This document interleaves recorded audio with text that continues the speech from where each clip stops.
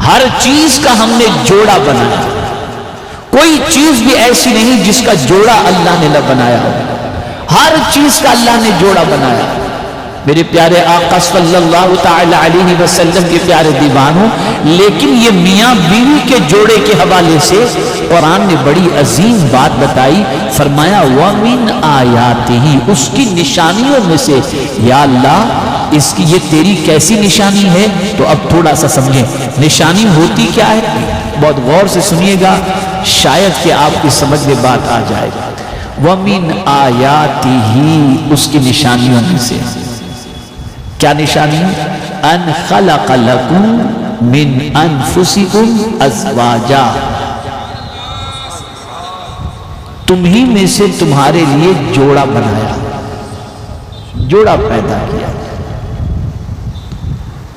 آپ اندازہ لگائیے، اللہ نے کوئی چیز بھی بے جوڑ نہیں بنائی، ہر چیز کا جوڑا۔ وَمِن كُلِّ شَيْءٍ خَلَقْنَا زَوْجَيْنِ، ہر چیز کا ہم نے جوڑا بنایا، کوئی چیز بھی ایسی نہیں جس کا جوڑا اللہ نے نہ بنایا ہو، ہر چیز کا اللہ نے جوڑا بنایا۔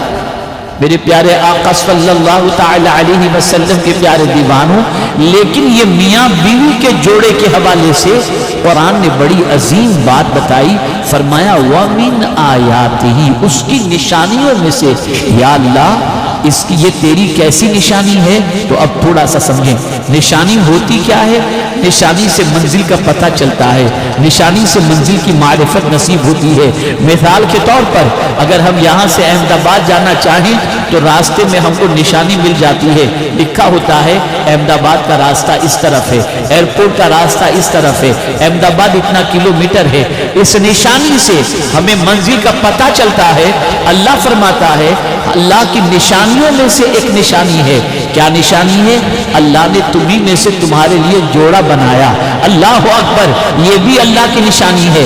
اے اللہ یہ جوڑا تو نے بنایا، لیکن تیری معرفت اس جوڑے سے کیسے نصیب ہو، تیری معرفت اس جوڑے سے کیسے حاصل ہو؟ تو فرمایا ان خلق لکم من انفسکم ازواجا لتسکنوا الیہا، تاکہ تم اس سے جو ہے سکون حاصل کرو۔ تمہیں میں سے تمہارے لیے جوڑا پیدا کیا گیا، تمہاری بیوی بنائی گئی، اور اس بیوی کے ذریعے تم سکون حاصل کرو۔ اب آپ دیکھیں میرے پیارے آقا صلی اللہ علیہ وسلم کے پیارے دیوانوں، انسانی زندگی کے اندر سکون کے بہت سارے ذریعے ہیں، بہت ساری چیزیں ہیں۔ ذکر کے ذریعے اللہ عز و جل کے ذکر کے ذریعے انسان کو سکون حاصل ہوتا ہے، تلاوت قرآن مقدس کے ذریعے انسان کو سکون حاصل ہوتا ہے، درود شریف کے ذریعے انسان کو سکون حاصل ہوتا ہے، خانہ کعبہ کے طواف کے ذریعے انسان کو سکون حاصل ہوتا ہے، گنبد خضرا کی زیارت کے ذریعے انسان کو سکون حاصل ہوتا ہے۔ لیکن یہاں پر پروردگار نے بیوی کو بھی سکون کا ذریعہ عطا فرمایا۔ کیا مطلب یہ ہے کہ اے رسول اعظم صلی اللہ علیہ وسلم کے دیوانوں، ایک عمر ہوتی ہے زندگی کی، ایک چھوٹا سا بچہ جب پیدا ہوتا ہے تو اس کی دیکھ بھال اس کی ماں کرتی ہے، اس کا باپ کرتا ہے۔ وہ ننھا سا بچہ برہنہ ہوتا ہے، ننگا ہوتا ہے، ماں اسے دھلاتی ہے، ماں اسے نہلاتی ہے، ماں اسے پاؤڈر لگاتی ہے۔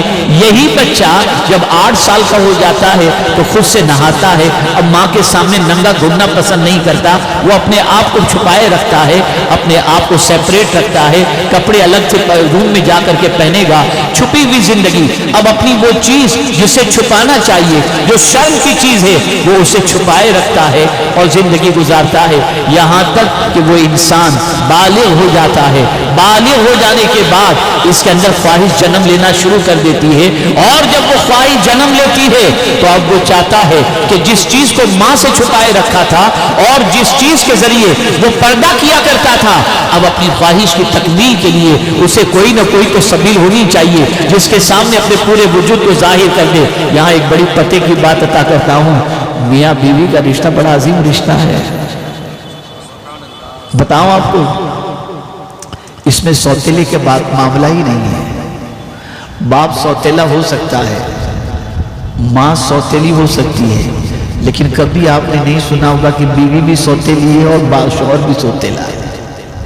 وہ ہے ہی نہیں، یہ پیور رشتہ ہے، یہ پیور رشتہ ہے، یہاں کوئی سوتیلے والی بات ہے ہی نہیں۔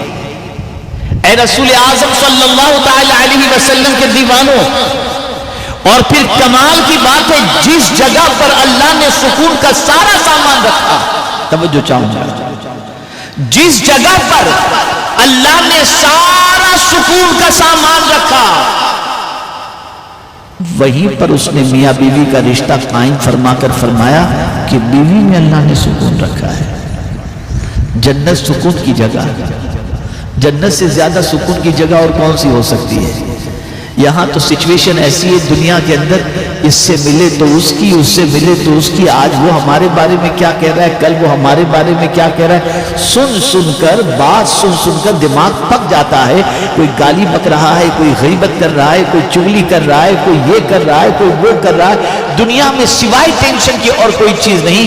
لیکن جنت میں آپ کو کوئی ٹینشن کی بات سننے ہی کو نہیں ملے گی، وہاں تو سکون ہی سکون ہے۔ لیکن یا اللہ، سکون جنت میں ہے، لیکن جنت میں حضرت آدم علیہ الصلاۃ والتسلیم کے لیے تو نے حضرت حوا کو پیدا فرمایا اور فرماتا ہے کہ اس میں سکون ہے۔ یا اللہ، جنت کی ساری نعمتوں کے ساتھ ساتھ سکون کے لیے تو نے بیوی کو بھی پیدا فرمایا، اور اس رشتے کی ابتدا تو نے جنت سے فرمائی۔ اور یہ بھی یاد رکھیں، یہی وہ رشتہ ہے جو جنت تک چلے گا۔ سورہ یاسین کے اندر ہے کہ قیامت کے دن میاں بیوی جنت کے جھولے کے اندر جھولتے ہوئے نظر آئیں گے، لیکن یہ نہیں فرمایا کہ قیامت کے دن بیٹا ماں کے ساتھ ہوگا، ماں بیٹے کے ساتھ ہوگا، یہ بات نہیں آئی۔ لیکن یہ بات ضرور آئی ہے کہ میاں بیوی جنت میں جھولتے ہوئے جھولے کے اوپر نظر آئے۔ یہ رشتہ وہ ہے۔ کیوں یہ رشتے کو اتنی پائیداری عطا کی گئی؟ اس لیے کہ نسل انسانی جو ہے اس کی بقا اسی رشتے کی بنیاد پر ہے۔ امت مسلمہ، امت مصطفیٰ صلی اللہ علیہ وسلم میں اضافے کا ذریعہ یہی رشتہ ہے۔